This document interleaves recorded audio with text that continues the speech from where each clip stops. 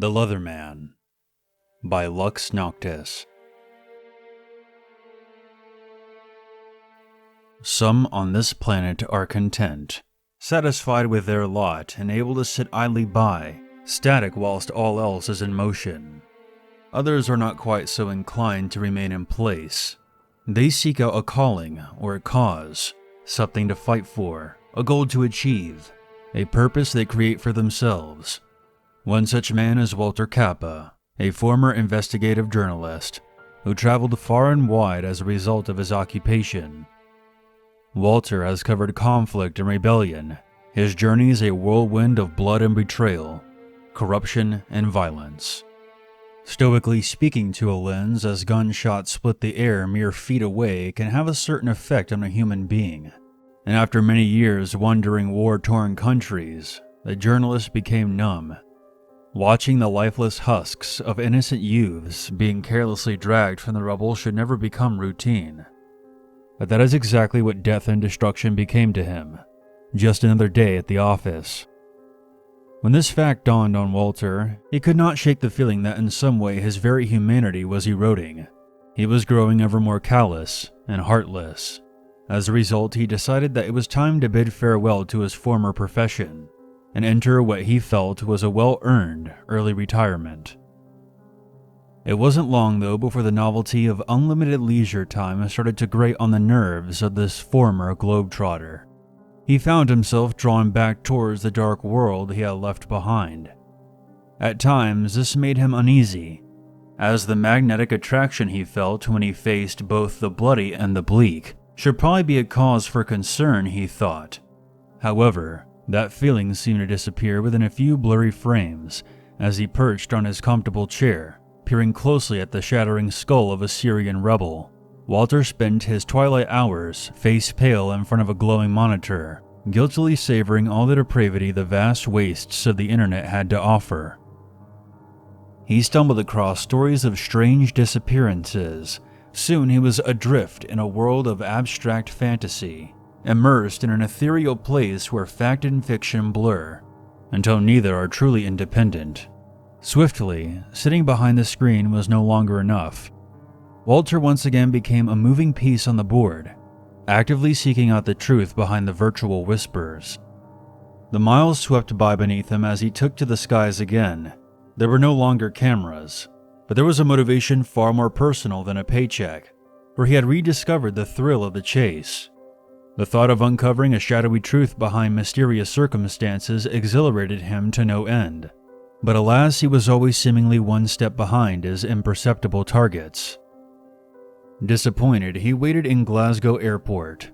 His excursion to the Scottish moors had ended with a derelict manner and a wall of silence. He hit the keys hard in irritation as he researched his next objective. A village in Europe that had suddenly gone silent. No one who traveled there ever returned, or so the rumors stated. This time it was a story whose origins were far closer to home than he was accustomed to.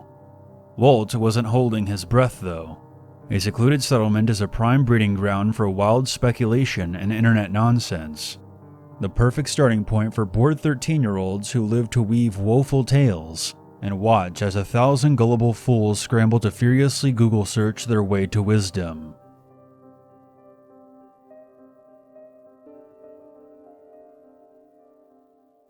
So it was with a sigh that Walter Kappa, investigative journalist turned full-time bullshit inspector, trundled along heading heavenward amongst mountainous terrain. His rental car reeked of stale smoke, with a hint of pine scent from the swinging two-dimensional tree that seemed intent on obscuring his view of the precarious trail. The fleeing sun made him cautious of his speed, as there were no lights to speak of, aside from the pitiable ones attached to his vehicle. A long drive off a short cliff didn't seem overly appealing. A second sigh escaped his lips when the near invisible track widened, but this time it was one of relief. He came to a steady halt at the base of a tall gate. Ornate swirls of cast black iron twisted towards the sparkling stars, and the spikes at its peak were aimed at the moon. He couldn't see much of the mysterious village, barely lit as it was by ancient-looking gas lanterns off in the distance. What he could see, however, was a small girl sat on cobbled stones next to a lantern of her own, back facing toward him. She played idly with a battered-looking rag doll, paying him no mind. Walter attempted to open the gate, in spite of the chains wrapped around its metalwork. The clattering links startled the girl. She turned, glancing at him with pale blue eyes, and then returned to fiddling with her doll. Looking to his left and right, he saw a sheer drop and a tall cliff face respectively. With limited options, he tried the gate again. This time the girl didn't even grant him a glance. "Excuse me," Walter said, irritated. "Aren't you going to let me inside?" His hands wrapped around frosty spirals. The girl stood, looking up at him, her features lacking expression. "Are you sure you want to come in here?" She asked, as though reading lines from a script she didn't care for. This left Walter bemused, as he wondered who might leave a little girl outside alone so late at night. Yeah, of course I'm sure," he replied, waving his hand dismissively. She remained silent, maintaining eye contact with him throughout a long and awkward pause. "You're absolutely certain?" "I told you. Yeah, I want in." Walter spoke again, this time a little more irately. "Last chance to turn back, mister." The child spoke quickly. "Just open the damn gate, kid," he said with a tone of finality. In silence, she approached the heavy heart-shaped lock that held the chains in place. And then the child proceeded to pull a large rusty key from inside her wine-red dress. It was draped around her neck on a tired-looking string. With a dull clunk, the lock was released, and the aging gate creaked open. Walter stepped onto the uneven stone ground, and while he still doubted the oddball online rumors about the village, he was forced to admit to himself that a strange atmosphere did indeed drench the place. It was unnaturally quiet. With a soft rattle, the child replaced the lock. "Just who are you trying to keep out of here anyway?" Walter asked, observing the fence preventing any entrance to the isolated plateau on which the village stood. "I'm not keeping anyone out, mister," she told him, concealing the key.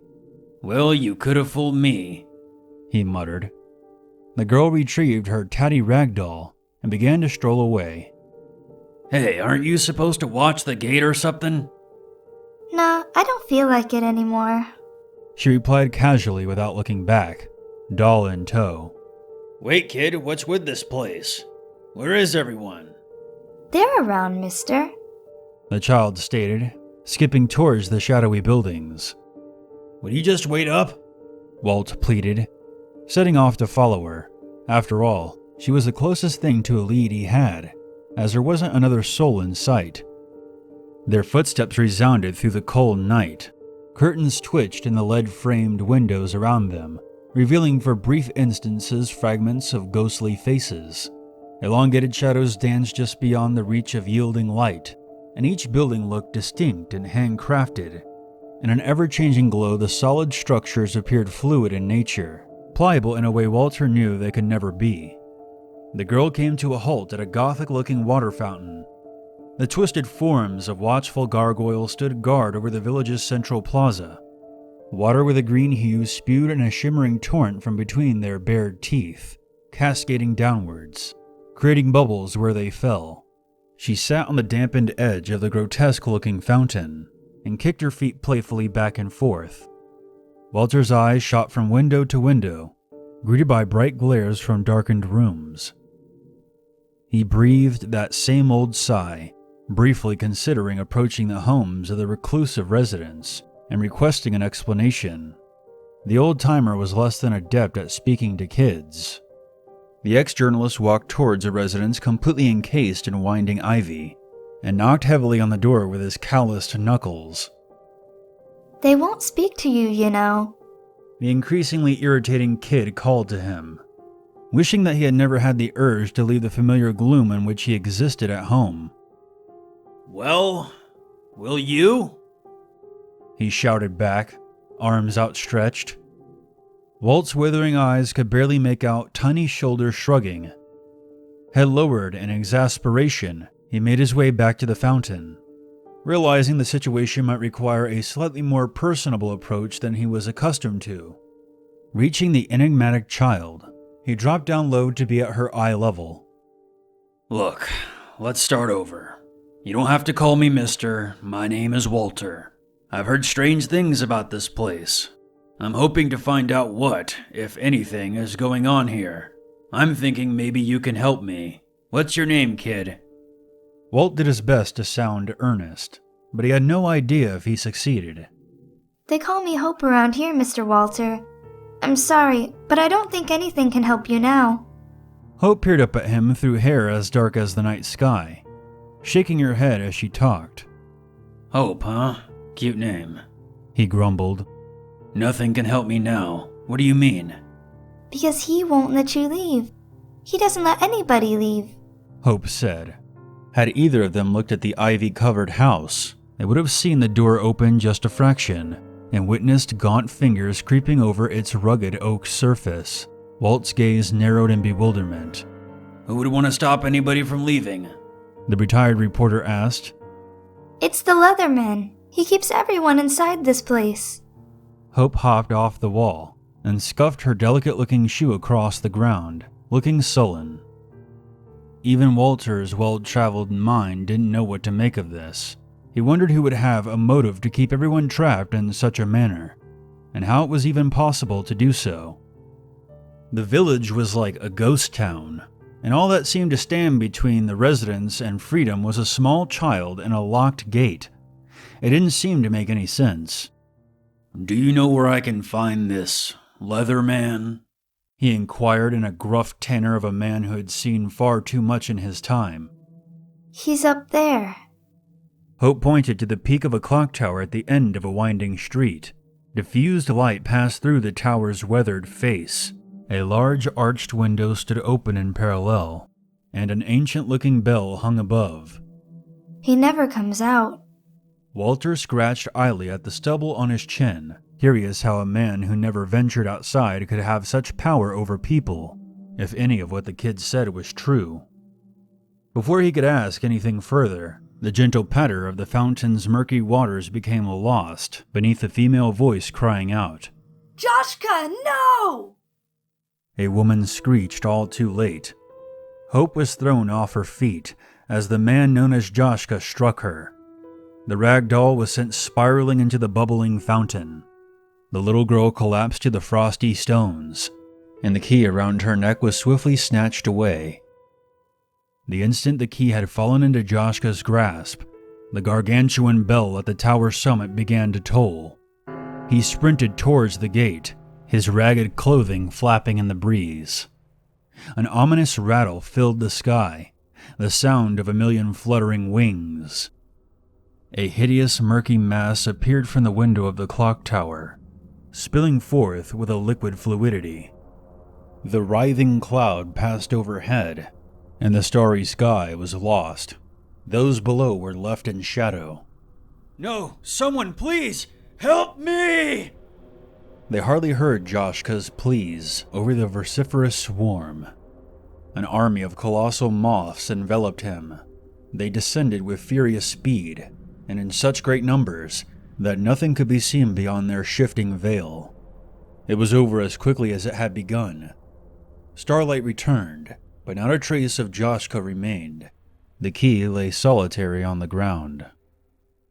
Walter approached Hope and helped her to her feet, as a heavy unease settled in the pit of his gut. Something really was awry in that strange, God-forsaken place. All was soundless, aside from the cauldron-like churning of the grim, green liquid, and the weeping woman in the doorway of her ivy-ridden home. She clutched a baby, holding it close to her chest, as she sobbed hysterically. Walter looked on with indifference, then turned his attention back to the young girl. Are you okay? Tears tore streaks in the dirt on her face, but she refused to make a sound. Hope strode to retrieve her pendant of burden. Internally, Walt struggled, attempting to piece together meaningful words. Before he had the chance to settle on some semblance of soothing syllables, she spoke first. Where is Anna? Hope peered around with searching eyes. Anna? My doll, Anna, where is she? She asked with apparent concern. Walter glanced to the fountain, seeing the rag doll's rippling silhouette, obscured beneath the water's surface. He pointed with a gray, aged finger. Oh no. She groaned, clambering over the wall with a splash. Waist deep, she plodded forwards, wading her way through. The child became almost fully submerged as she snatched up her prized possession, her delicate features reflected by a murky mirror in motion. She held Anna close, appearing much like the weeping mother who was still lost in her own personal hell. I need to take better care of her, she told Walter as she graciously climbed back onto dry land. Why is it so important to you? A world-weary wanderer with no fraction of innocence remaining could never truly understand.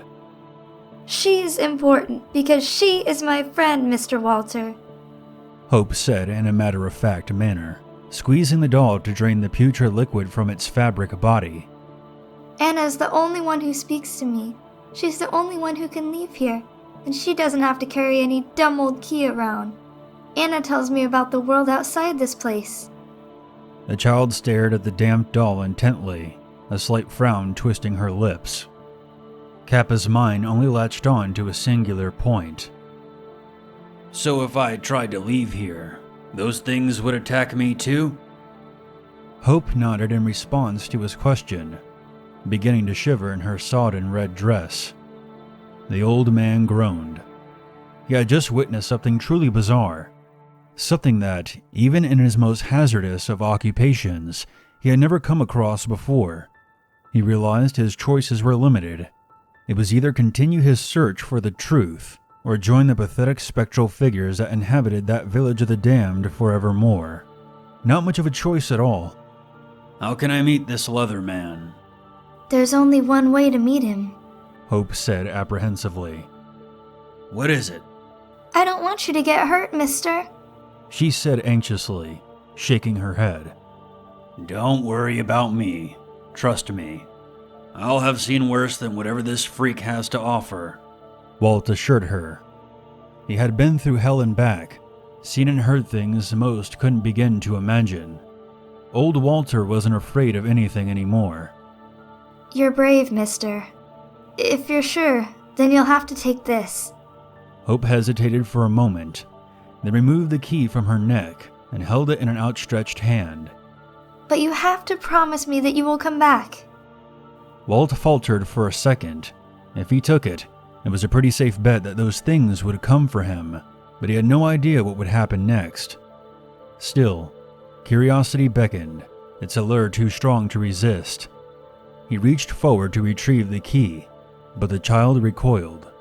Promise me and cross your heart. Her eyes narrowed warily. Okay. I promise I'll come back. He made a crossing motion over his heart, and then she finally allowed him to take the key. As the bell began to toll again, a pang of fear struck him in a way it hadn't in many years. Hope stepped back, and Walter clutched the key tightly, as the sound of fluttering wings took the night once more. He found it difficult to defy his instinct to flee, but he stood his ground as the countless creatures whirled around him. Walt dropped the key and shielded himself as best he could against their onslaught. Their number was so overwhelming that his world became nothing but that dreadful cloud of insects. The inquisitive man could not see the hands that grabbed him and dragged him free of the earth. The child watched reluctantly as her new friend was taken away. She squeezed her drenched doll tightly and spoke softly to herself. Remember your promise, mister.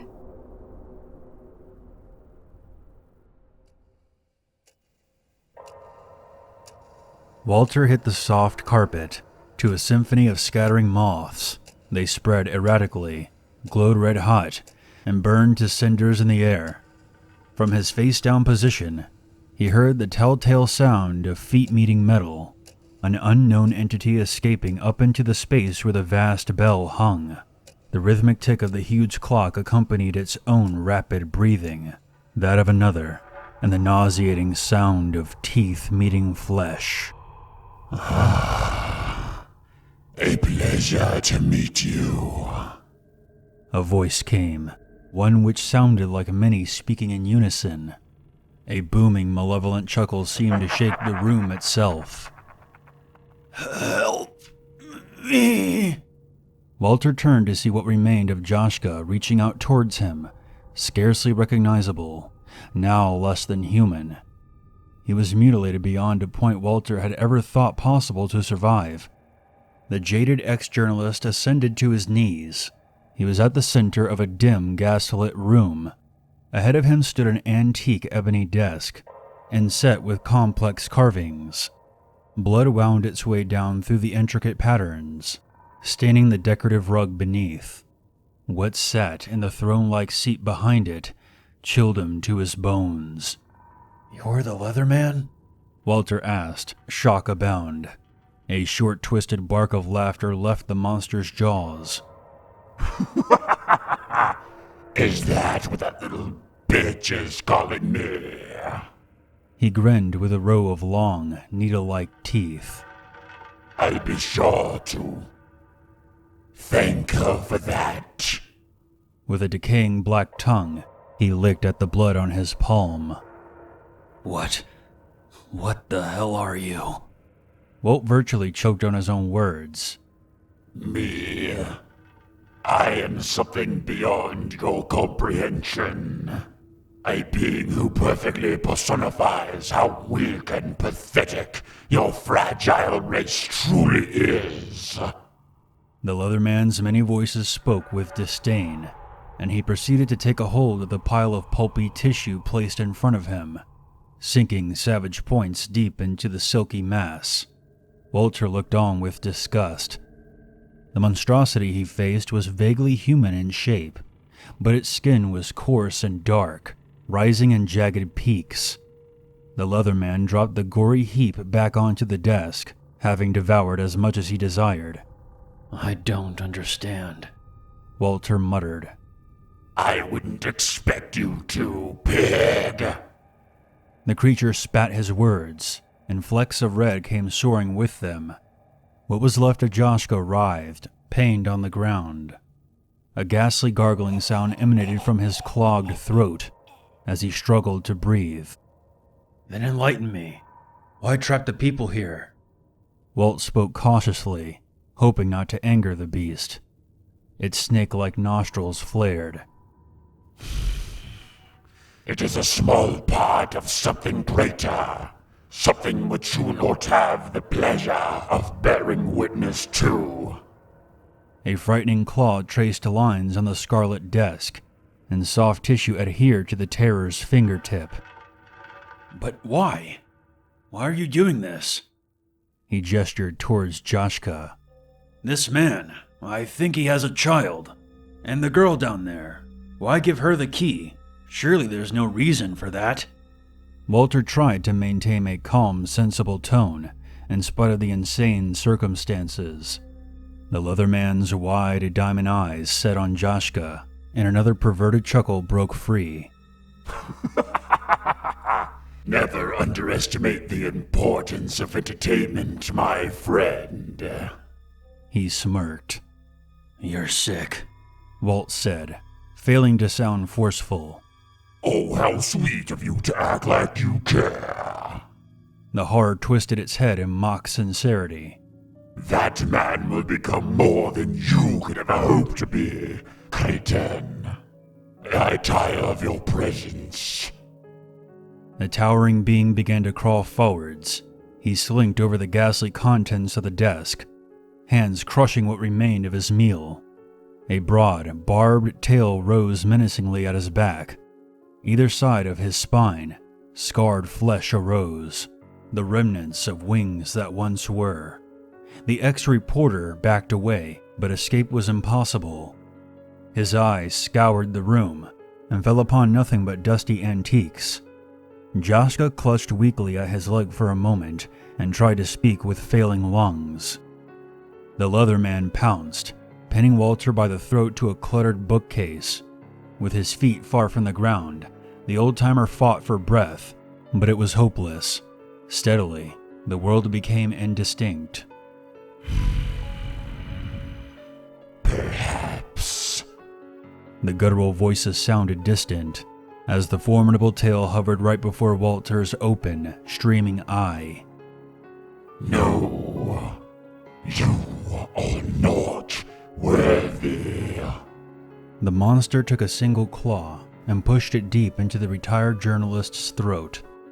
It ran a clean line across his feeble neck and watched the colors run free. What a shame you won't be here to see how it all ends. The leather man grinned.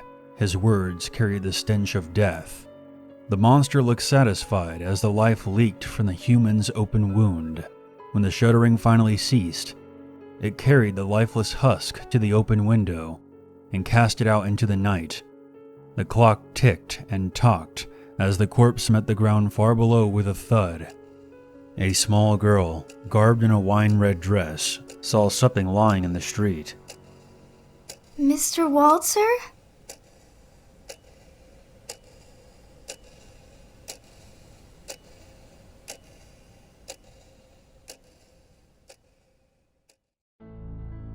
Hey, what's up guys, Uncle Unit here, and I hope you enjoyed today's story. Insomnis is a collection of fictional horror stories written by Noctis, and I would like to thank him for letting us have this series on the channel. His stories are very well written and interesting to read, and working on this project has definitely helped me become a better storyteller. Please support Lux by following him on Twitter and checking out his books on Amazon. Links can be found below. I cannot stress to you how important it is to support independent authors like Lux. So if you could give him a little bit of your undivided attention, I would very much appreciate that. Again, I want to thank all of you for stopping by and checking out the video, and I hope you come back for more scary stories. Until then, stay safe out there, and as always, never forget. There's always a reason to be afraid.